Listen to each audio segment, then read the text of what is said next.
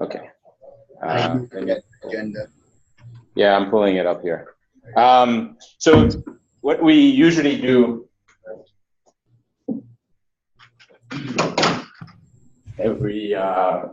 the first thing is Happy New Year. I think this is the first time since last year. We have, I guess, 20 people now, plus the people here in this room. And we have two presentations. I'll be doing a presentation on kind of the survey results. So kind of what happened, what did you say? We've got a few respondents, so it should be interesting. And then we have our colleagues from SAP, Nikolai and Georgie, who are going to present on how to run multiple applications, or I guess complex applications. So they've been working on this for a while, so it should be good. They have a demo. So with that, we typically start these presentations, these I guess CAP calls with updates from the different PMCs. Great thing is we have Yui and Eric here at Pivotal, so they're gonna give us an update at some point, and then we'll go through the rest of the PMCs. But first thing we want to do, as we usually do, is to get Cloud Foundry update. And I don't know how many of you know Swarna. She joined the Cloud Foundry Foundation towards the end of last year. I've been communicating with her a lot. I think it's a great addition to the foundation. So you're gonna hear more from her. So including today. So Swarna, do you want to give us an update on what's going on in the foundation? Of course, the summits that are coming, and what can people do to participate? Yeah. Absolutely, and you're going to hear more from her. Doesn't sound so good. Thank you for the intro. It's been, yesterday marked definitely a 3-month completion of my time here at Foundation, so I'm excited. Feels like yesterday that I just joined, and it's already been 3 months. So a few updates. We are getting kind of full steam into our 2018 activity planning. There are a lot of activities that are going on, but I think summits are definitely our primary or high priority right now. We are putting together the speaker lineup and agenda. Chip sent out a note to the developers mailing list asking for any topic suggestions or ideas for the tech talks or the keynote at the keynote stage on day 3 or day 2 on Friday. So if you have any ideas, or if there are any topic suggestions that you think we should definitely be showcasing on the keynote stage on day 2, please do just drop a note to Chip, Devin, and myself. If you just don't know, just drop a note to me, and I will connect with Chip and Devin as well. We're putting together the speaker lineup and the keynote lineup, so it seems like an exciting time. We also recently announced the Europe Summit. We are returning to Basel in October. Please mark your dates. I think sponsorships are available right now. You can, if your organization wants to sign up for a sponsorship, you're good to go. Registration and call for papers, I think, will soon open up. So please stay tuned for those details. The agenda or the full schedule for the Boston Summit will be announced soon. The co-chairs, the track chairs are going through the review of the submissions that we got for calls for papers. So that is there. There are also a bunch of other events that are coming up in terms of OSCON and any other events. If you're interested in submitting speaking proposals for any of those, do let me know. I can help you, or I can work with you. Or if you're already accepted or presenting at any events, do let us know, so I can promote. I can have the marketing team promote your presence as well, so we can have the community's presence a lot more visible in the not just Cloud Foundry, but also outside of the other communities. And also, one last note: if there are any cool projects that you're working on as part of the Tech Talk or the keynote request, we got a whole lot of cool ideas or cool new projects that you all are working on. So if there is something like that that you're already working on, please do let us know. I know sometimes it kind of gets becomes part of your muscle memory that you're already working on it, but it would be great for the rest of the community now, and also great for other open source communities to know about the projects that we're working here within Cloud Foundry. There's a lot of cross collaboration that is happening right now within across Cloud Foundry and Kubernetes community, Cloud Foundry and OpenStack communities. So I would like to see more of that kind of cross-pollination, cross-collaboration happening. So if we have any of those kind of new and coming up projects, I would love for the rest of the open source communities as well to be aware of what we're doing. So if you have any of those that you're already working on, I would love to connect you with our marketing team so we can either write a blog post, do a video, or any of those kind of things. So please do reach out to me. Even if you're not sure if your project or idea is kind of worth mentioning it again in a blog post or a video, just drop me a note. We will figure it out. We'll figure out a way to promote it again. It's always a good kind of reminder for the rest of the community. So at least that's the kind of updates and requests from the foundation side. Anyone have questions for me or comments, feedback? You have the numbers in terms of the number of submissions and any stats on, I guess, Boston, since it's coming up, that you can share? I don't have it at the top of my head, but if I remember, I think it was close to 400, but I will check and confirm the number of submissions that we received for Boston. I think it was definitely either around the same range of submissions that we received for either Basel or Silicon Valley last year, or it's slightly above that number. So I'll confirm. I don't have the number, exact number at the top of my head. Cool. And I guess the other thing I want to mention is that there are different CF days going on in the first quarter before the Boston meeting. So if you can't make the summit, obviously the summit would be best, but if you can't make it, look for those local ones. So for instance, I know there is one SAP is doing in Sofia, and then we are also doing one here in San Francisco in Moscone in February. Thank you very much for reminding that. Yes. Sure. You make sure you take care of your blood sugar and stuff, Mom. Sorry. Forgot about that. Say that again. I guess people need to be unmuted. All right. Sorry about that, guys. Hey. Any other questions, Botswana, or foundation-related questions, comments? No? All right, cool. Okay, thank you. Thank you, Botswana. Yeah. I guess we'll go now to runtime. We usually do that. Yu is here with Eric. So what's going on? Cool stuff. Yeah, sure. I think so. Diego and routing have been putting the finishing touches on some of this work that we're calling route integrity, where we're using these Envoy proxies in app containers to present the per instance credentials so that the Go router can verify that it's connecting to the intended instance when it does make a connection. I think we might have just hit a snag around WebSockets. So if you're using those, maybe don't try it out experimentally. But other than that, we're excited to roll it out soon and to get feedback on it. I think you also sent a Diego V2. Yeah, so we're going to be cutting a V2 of Diego release just to introduce a bunch of breaking changes and kind of solidify some configurations. I think all of that is reflected in CF deployment, or if it isn't, we'll be making some minor adjustments to make sure that that configuration reflects what you would need to have in your manifest for any breaking BOSH property changes. And we're also, we've been careful to keep windows of API compatibility long enough so that there shouldn't be any problem with component communications for things being up to date. But certainly, if you have any feedback about your concerns on that, we'd appreciate it on the proposal. And you have a proposal, and the deadline, I guess, for feedback is? So I think we're just going to be progressing through that work, and if we don't hear any feedback by the time we're ready to cut, then we'll go ahead and make that. But probably in a couple of weeks. Okay. Yeah. Cool. Thank you. Any question for Eric or Yui? I've got a few highlights from the Runtime PMC meeting notes. There's the server-side app manifest proposal. That's Zach and Dees and Jay have been working on. So I expect that will go out soon if it hasn't already.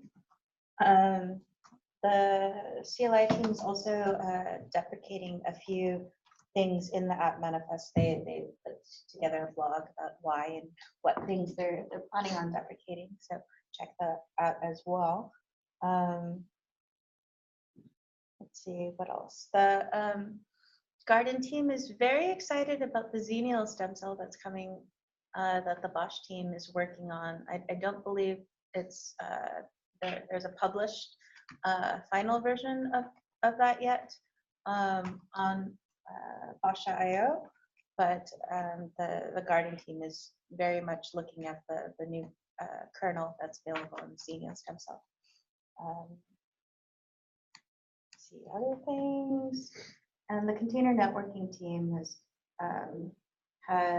they have their 1.0 or 0.1.0 release of their app discovery work with infrastructure names.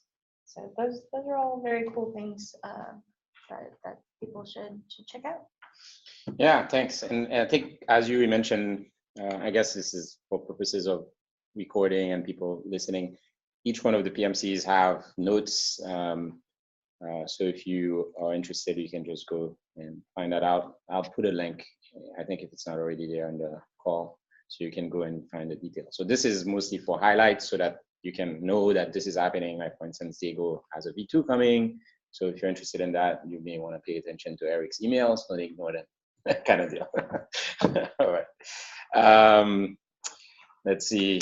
Any questions for Runtime? I think, Jules, are you in? You had a big update for Garden. Maybe you want to talk about that? I don't know if he's there. It's late for Europe, so he might not be in. Was this around absorbing the GrootFS? Yeah, I thought that was pretty cool. Yeah. Yes. So we collapsed the two teams down, and then they decided to also collapse the code bases down. Yeah. I guess it's always a challenge to do these things, but cool. Yeah, the latest version of Garden Run C just includes GrootFS and enables it by default. And so if you've already switched to CF deployment, you won't notice anything, and you'll be, I believe, opted into that configuration by default. I'll actually send a note about this to CF Dev shortly. If you're still on classic manifest generation, the templates that come from CF release and Diego release, then unfortunately the manifests aren't exactly compatible. And so you can't use the latest Garden Run C release on the Diego manifest that you generate with that. And we've just finished doing the change. I have to do acceptance on it to make that manifest generation compatible with the latest Garden Run C release, but it won't be compatible with previous ones. Generally, we haven't seen a problem with people just upgrading their Garden Run C release, but I'll point that out on CF Dev and in the release notes.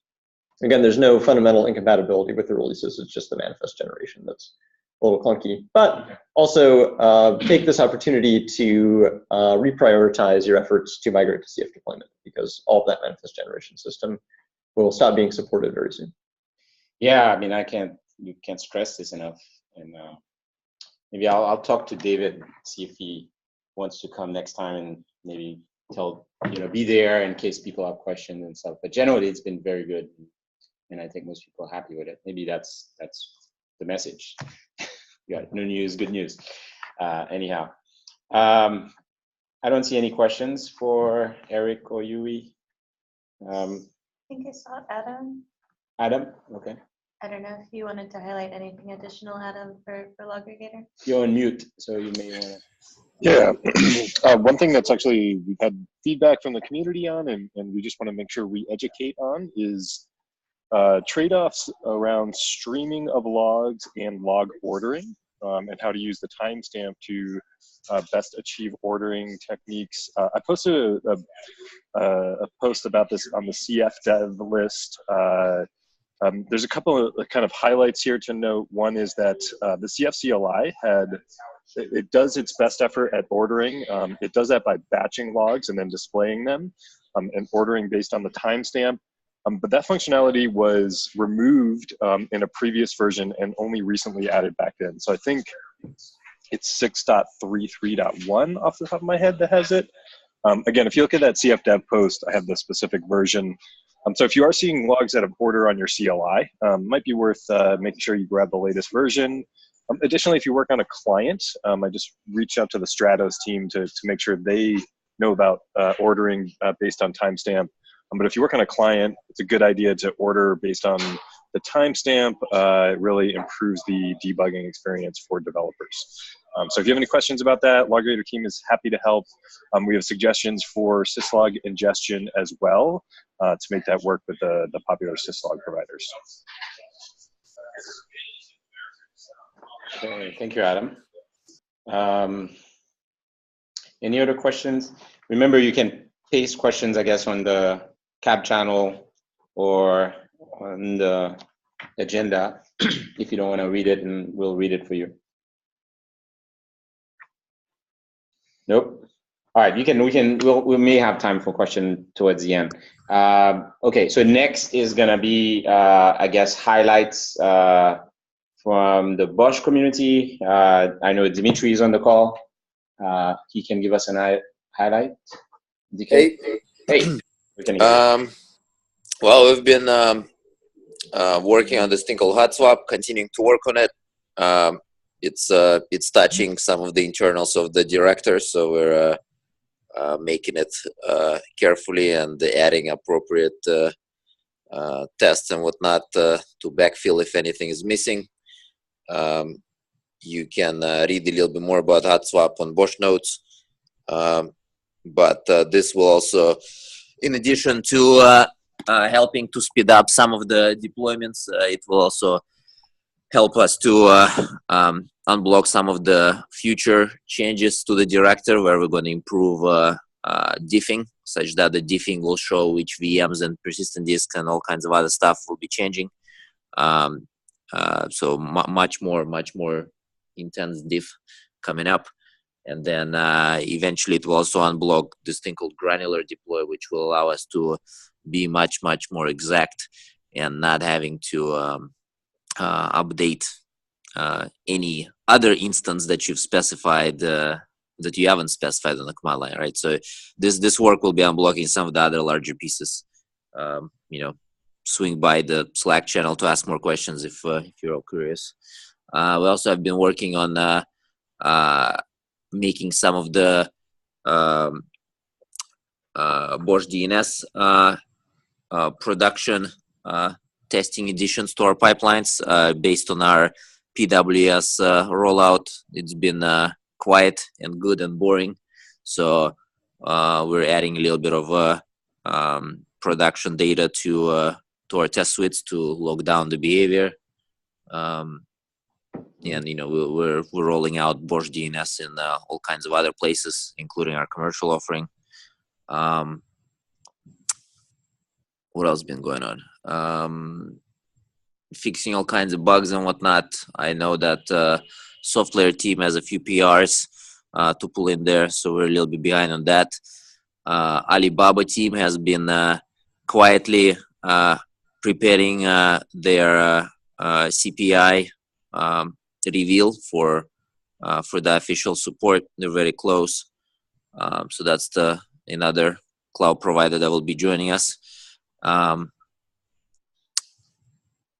Team is also working on Links API. Not sure how many of you heard of it. It's an API for some of the service broker integration, but generally it will also help to visualize the state of links and all the details within the deployment.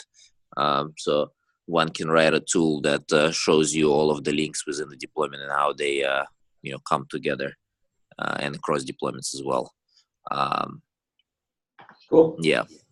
We've also been trying to migrate to BOSH Process Manager, BPM, for our next BOSH release to make it more official, similar to how Diego has been doing it.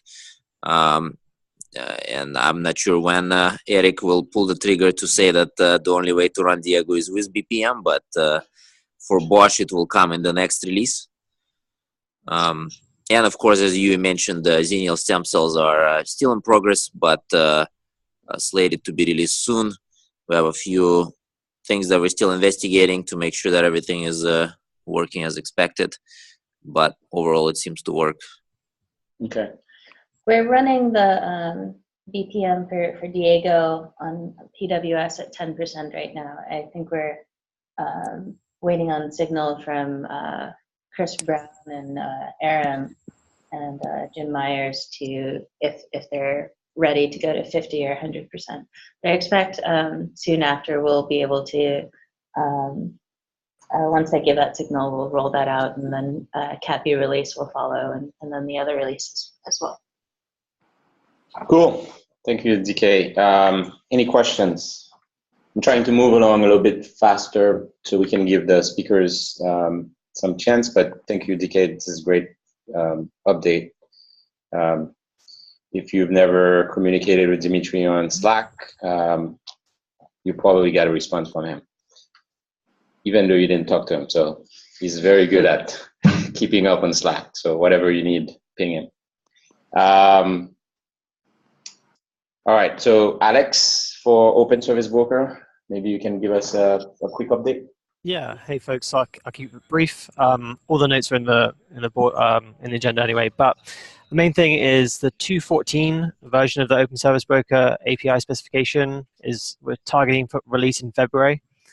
This had 3 kind of goals. One, to kind of tidy up the spec a lot and get it very consistent across, in terms of documentation, across all the API calls, and add support for asynchronous bindings.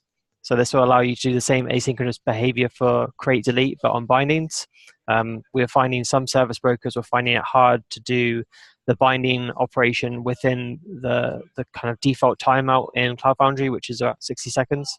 So we're adding support for asynchronous bindings and then adding support for get endpoints.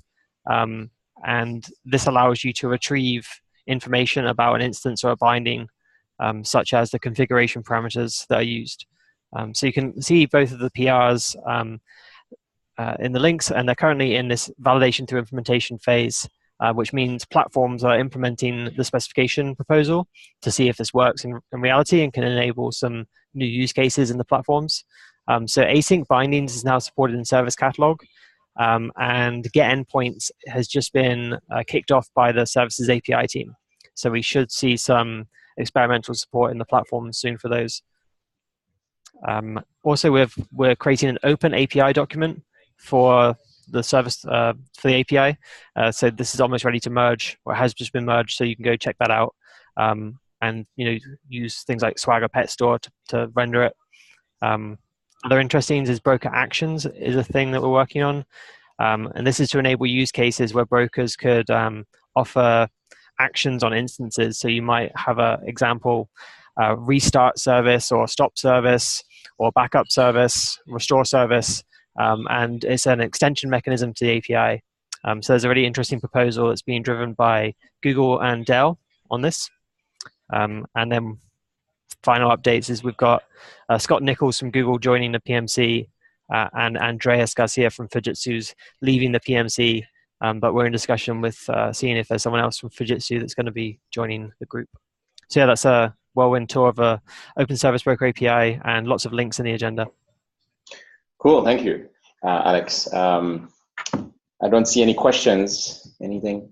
One thing I would mention is, I guess, just in general, a lot of the CAP calls we've used, I guess, the second part of the hour to do demos, which, as you will see from the survey results, is very popular, but it's been mostly the extensions demos. However, it's perfectly fine, like if, for instance, somebody wants to, Alex wants to give an update and a demo of the Open Service Broker, at least one example, we're open to that too. So just ping me on that. Especially if you in the community would like to see something that's being discussed, let us know. Okay, I'll be quick on extension so I can get to the CAB survey and then pass it to the SAP team for their presentation.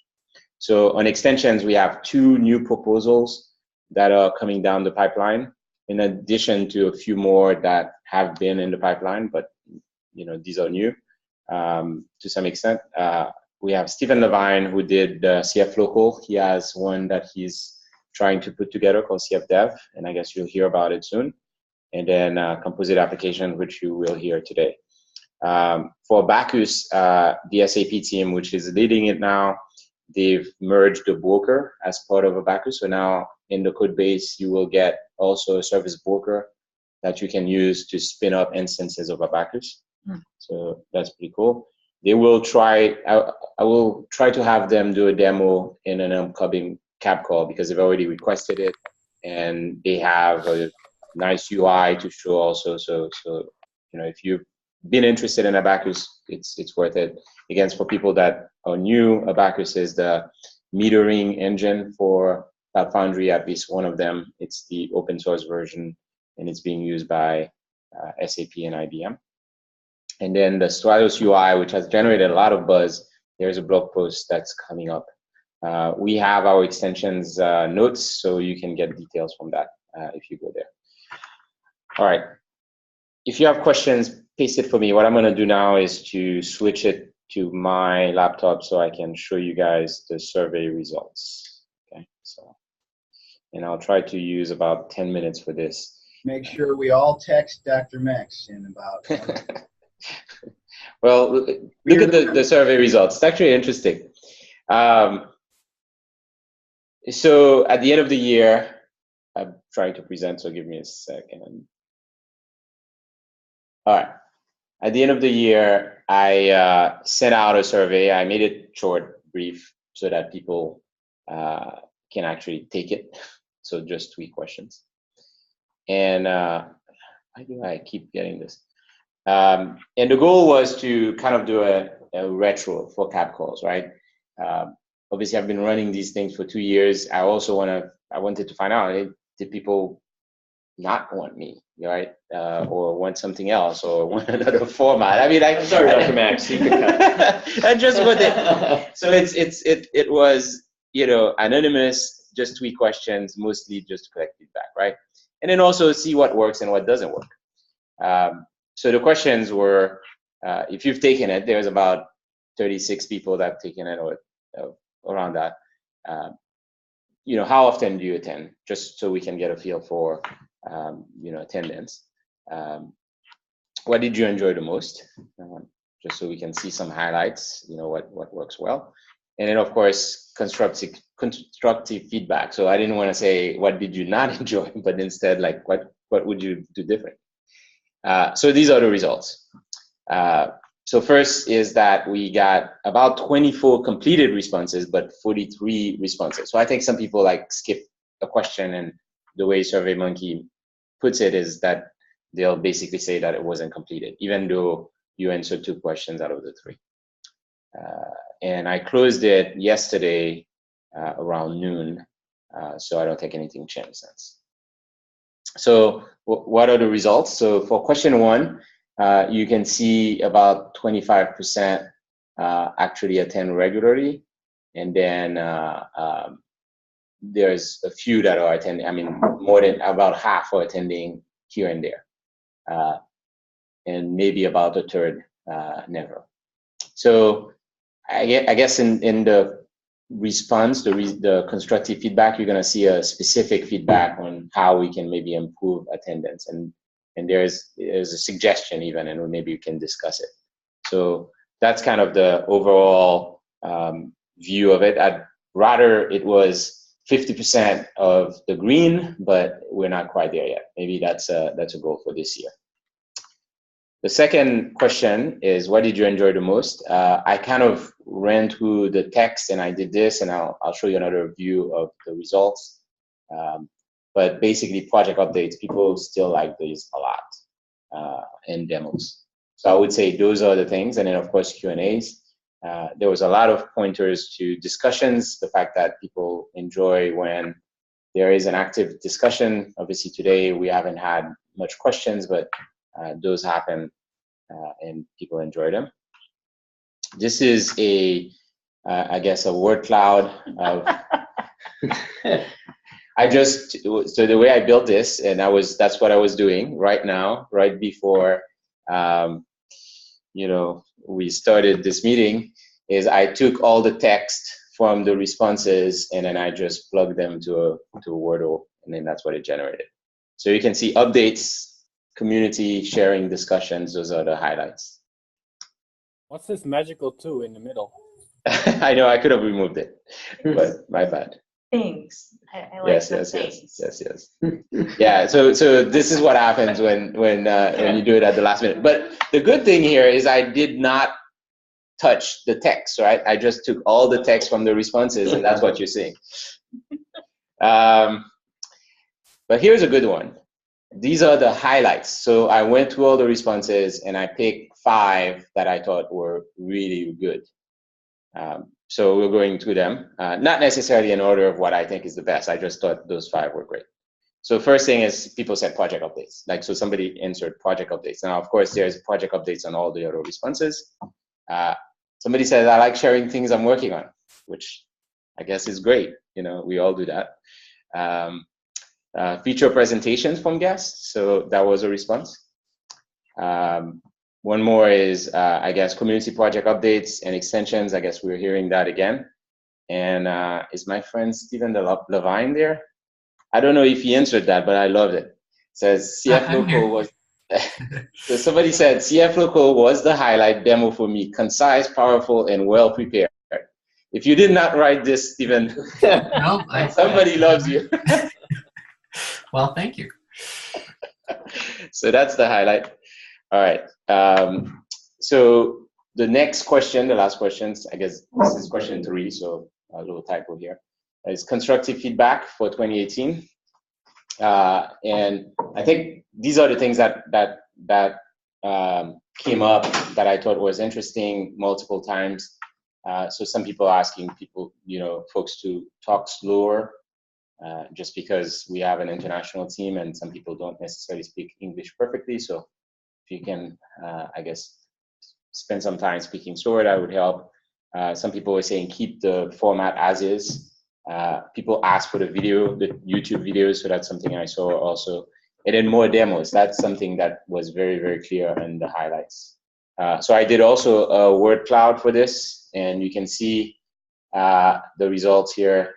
It's a little bit, there were a lot more text, but you can see updates, projects, time was an issue. So we definitely need to try to address this, which is how do we make it, I guess maybe we alternate the time.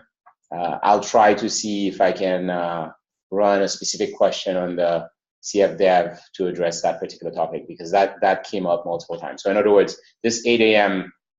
Pacific time works well, of course, for the US and works well for maybe some parts of the world like Europe, but it doesn't work at all for Australia and probably China as well, right? So we need to try to figure out what we can do about that. So the highlights of the responses, YouTube videos quicker. So Wayne, I'm talking to you. So somebody said that. We can make that happen, right? Keep major project updates to the point. So basically, quick updates, but to the point. Keep it going. That's another one that somebody said. I love those kind of small responses. Get the leads to attend a project. If you have an update and you're a lead for something, you kind of have to attend. So people are reminding us of that. I thought that was interesting. And I'm pretty sure Dr. Nick would this one, but give up Europe, include Australian time zone. That's fair. I did not write the last one, and I don't know if Nick would it either, but somebody said this, more of us, so I appreciated that. That's the highlights. I shared these slides with you. Towards the end, I have actually the complete answers. I don't have a way to, I guess I could just put the text. I'll replace this image with the text. So these are exactly what people have answered. So you can go through them. So if you go through this, you can see everything. I see that there are a couple questions. So let me see if, or comments, if people, what people ask, and then we'll switch to the last presentation. Let's see what people are saying in the chat. Okay, so these were just small comments. All right, fair enough. So let me stop sharing. Let's see if you guys have a question for me on the survey.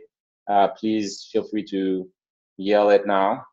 Otherwise, we're gonna start the next presentation. So Nikolai, if you guys can get, start sharing your screen. So Nikolai and Georgie are part of the SAP team in Bulgaria and in Sofia, Bulgaria. And they've had this presentation. I saw it at CF Summit Basel. They also have a demo that I didn't get a chance to see, but they're gonna do it today. It's a very interesting. It's only disruptive a little bit, but it's will bring more to Cloud Foundry. So Nikolai, you can take it now, and you have about 20 minutes. Okay. Do you hear me? Yes, we can hear you very well, and we see your screen too. So go ahead. Okay, great. So yeah, I'm Nikolai. In the call is also Georgi. We presented this talk on the CF Summit in Basel. I would make a very brief overview on what we are doing and actually spend hopefully most of the time on the demo and Q&A.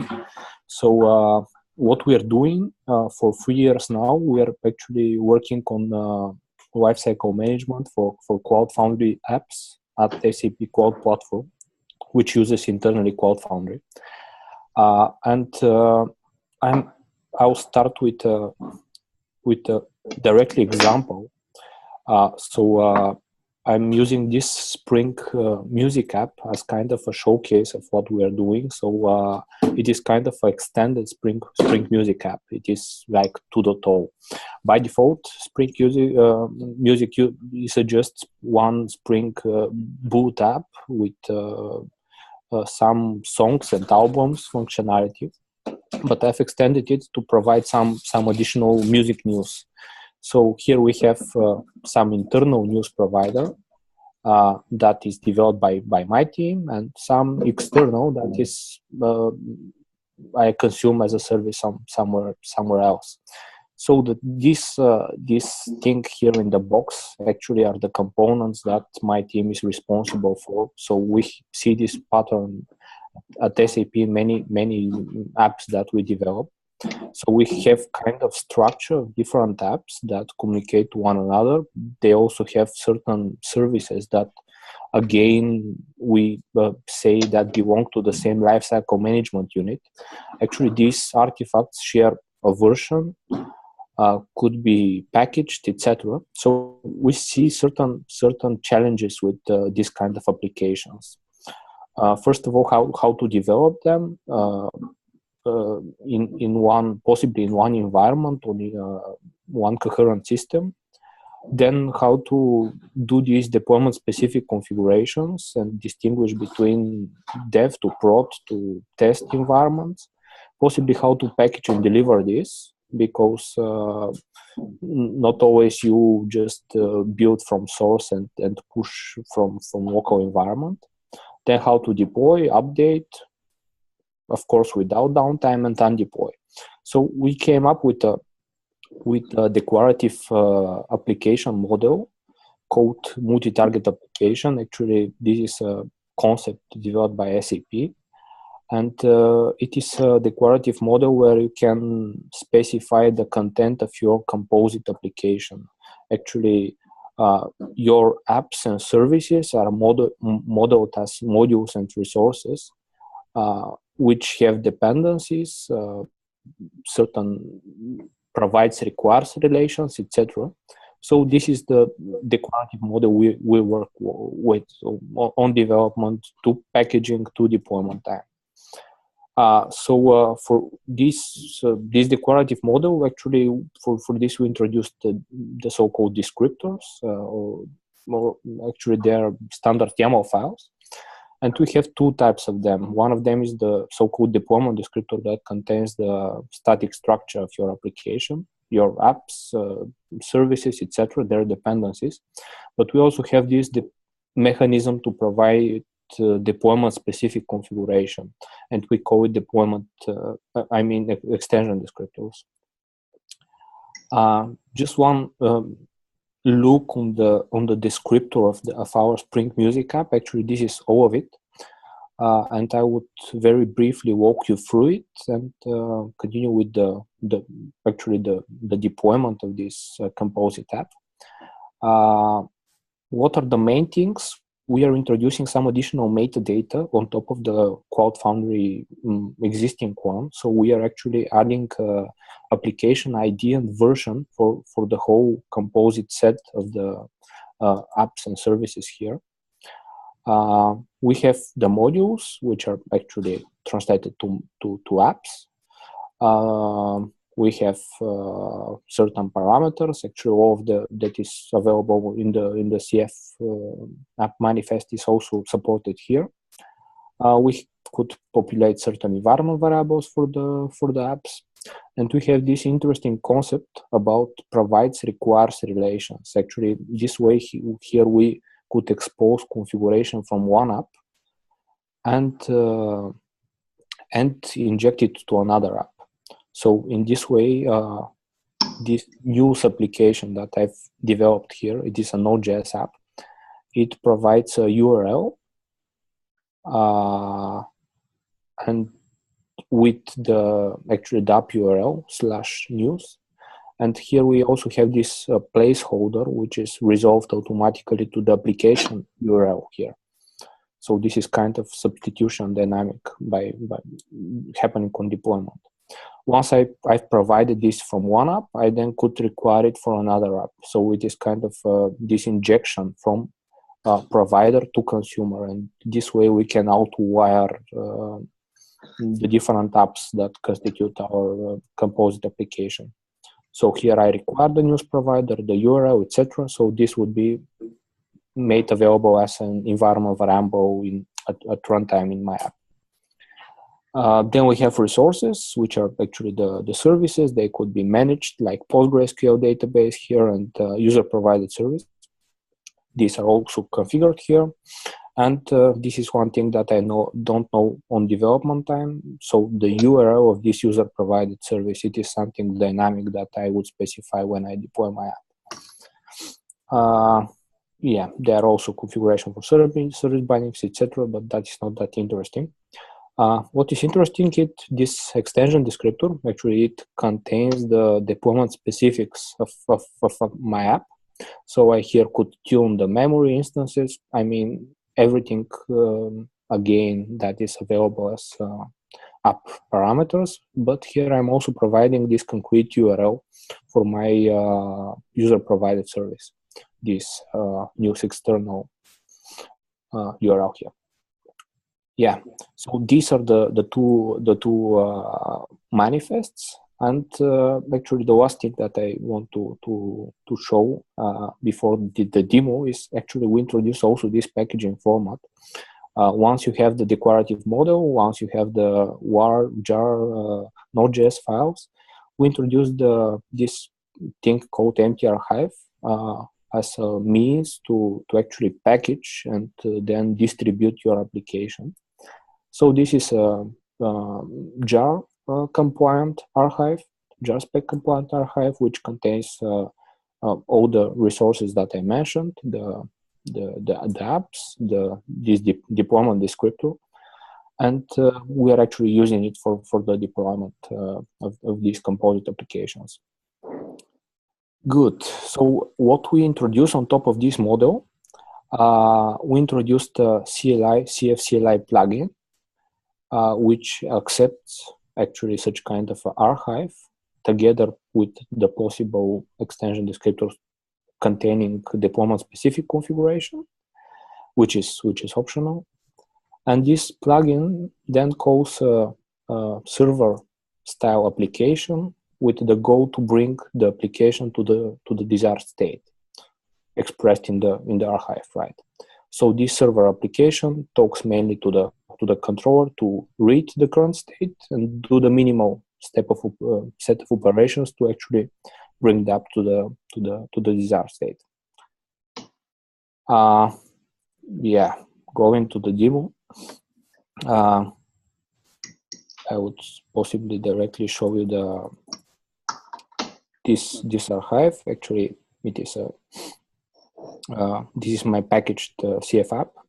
It contains this Spring Music news. This is a Node.js app containing some static JavaScript files and some JSONs that are directly returned. And this is my Spring Boot kind of standard Spring Music app, which I'm going to deploy. This is also this MTAD YAML that I showed you. So this is very, very similar thing. Actually, it is the same. And now I'm going to deploy it using this plugin that I mentioned. Actually, here is SAP instance of the Cloud Foundry platform. So here I've already installed this MTA plugin. You can see it here when I listed CF plugins. And I would use this command cf deploy, which I introduced for deploying my file, this empty archive, with this deployment specific configuration. And actually what is happening right now is that the command line plugin is calling the server-side app, uploading the archive, and then executing at the server side all the needed operations to bring the app to the desired state.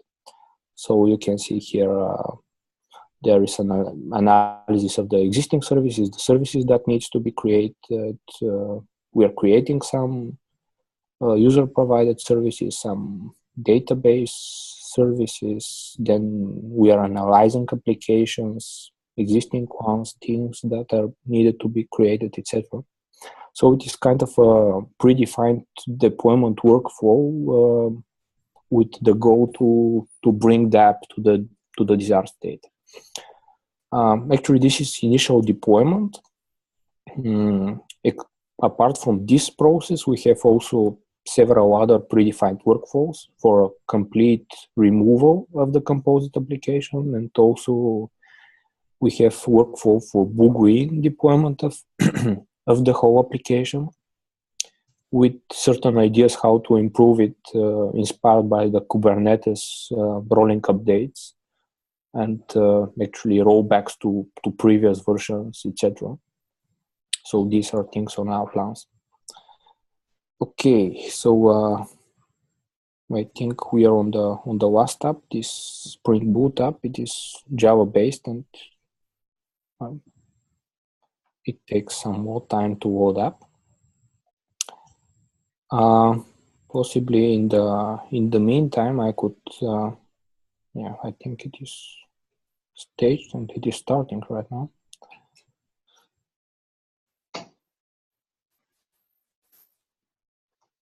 Okay, in the meantime, I could show you possibly one of the other commands that we have. As I said, I use deploy for deployment of this MTA.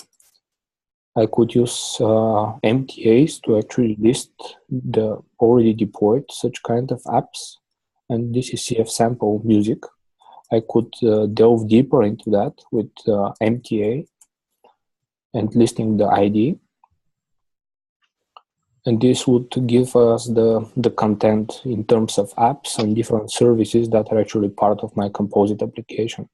So here you can see one Postgres service, one user-provided one, and two apps with the concrete version, with the concrete ID of the MTA, etc. So yeah, on this site, I already see that my deployment is already finished. So I could directly access the link here to the Spring Music Web UI or from here. It doesn't matter, but when I open it, you can see the classic Spring Music app with this additional tab here, News. And you can see here that I have certain internal use coming from our internal app and some external use news coming from this user-provided service that I'm referring to. Yeah, this is the kind of demo I wanted to show. If I list the plugins, you can see also I show you the deploy. As I mentioned, we have blue-green deployment workflow for doing the classical blue-green, but on this composite level. We also have the the commands for listing of applications. We have this history. I could, for instance, list the list of operations that I've done here with additional. I, for instance, could download the logs for these things, etc. And finally, I could, for instance, remove all of the apps and services of this app using cf undeploy. And here, by just one command, okay, this is a different thing. I tried to undeploy different MTA, which is not existing there. Okay, this is my one. What I have to do is cf undeploy my MTA name, and here I'm using for option and using this additional flag to delete services, which are by default not deleted. But what would this do? Remove all the apps and services that my app, composite app constitutes with just one operation. So this is actually the tooling and the model, this MTA model, the thing that we use inside SAP to manage our internal apps, and actually right now are also pushing it as a standard for our customers. And coming in terms of some numbers, I talked about the operations. Yeah, this could skip it, but some real numbers. We have more than 1,000 deploys per day. I mean, using this tooling, it is integrated in continuous delivery pipelines on the SAP platform. We have more than 1,500 modeled such kind of composite apps, including test ones, and more than 100 real, some of them already in production on our platform. And yeah, we presented it on the summit in Basel. It is now open source, and we have several resources I could share with you. First of all, this MTA model that I shared, there is a complete guide on it, which is open. We have 3 different repositories about the MTA parsers, because it is kind of a platform agnostic concept, which could be applied, for instance, also to Kubernetes. We have the command line plugin that I showed, and this server process called MTA deploy service, which you have to install as a prerequisite in order to run these operations. And again, this is the repo of the Spring Music enhanced application that I've showed for the demo. Outlook, we had some talks with the controller guys on Basel, and they actually have done some work on evaluating the plugin. Here is the pivotal tracker item where you can find certain feedback on that. But we agreed that we should push forward. I mean, the project for incubation in the extensions as kind of a most, appropriate place to be. As Dr. Max said, it is to some extent kind of disrupting, but it also, our perspective, it correlates with this server side manifests that the controller is pushing to. Also has this declarative nature. You declare what your app is expected to be, and our tool actually brings it to that state, which is, at least from our perspective, a good thing for the platform as possibility. Yeah, and also it proves this works, and there's a lot of really good stuff here. I didn't want to mention disruptive as a negative thing. It's actually positive. We don't have a lot of time, so do you want to try to wrap up to see if people have questions, Nikolai? Yeah, sure. Actually, this is my last slide. Here I'm listing a set of planned features like rolling updates, rollbacks, etc. Parallel materialization, but all these are a kind of showing you our vision and the way we are moving. So this is all from my side. It's excellent. time for Thank you. questions, guys. Yeah, sweet. So we have a few minutes for questions, maybe, like about 4 or 5 minutes. If you have questions, unmute yourself and then ask it, or if you're shy, paste it and somebody will ask it for you. I have one question, but I want to see if other people have questions first. Okay. Why is it called MTA? That's a horrible name, isn't it? in my opinion. Okay. Good question, DK. Yeah, but actually it is to some extent historical reasons. The idea was that, yeah, it is composite package for applications, right? And these applications could be heterogeneous, right? They could actually be located in different runtimes hosted by different build packs, right? What does the T stand for? Yeah? What does the T stand for? Multi-target application. Target, okay. Yeah. Slide 18. Yeah. Yeah. Any other questions? Dmitry, did you have a follow-up? Nope. So my question was, is there a way, because this is super cool. Clearly people need this stuff. As you start building your application as multiple, microservices, kind of treating them as one, all the different pieces is what you did here. But is there a way for, instead of having all of this, there are pieces of it that could be, like could we divide and conquer this and start adding smaller pieces instead of trying to add it all together? Yeah, actually you can divide it in several things. First of all is this development model, this decorative model that we introduced. It contains many things, but one of the most important is this added metadata, this overall composite app name, version, etc., which if we had on the controller side, we can actually don't introduce it on our side, right? Just add these workflows for deployment on the more Uber level, if you get me. So first of all, it is the declarative model with added metadata, then are the workflows. Mm-hmm. And yeah, I mean, based on the declarative model, we are coming with more and more workflows. As I mentioned, initial installation, undeployment, buggering, rolling updates, right. And are also right now working on providing configuration sharing mechanism between apps. So it is also, these are things that come for free if you use the model. This feels to me analogous to how you have like Docker and then you have Docker Compose. This kind of feels like the Docker Compose or boy, it was like fuzzily. I don't know if that's similar.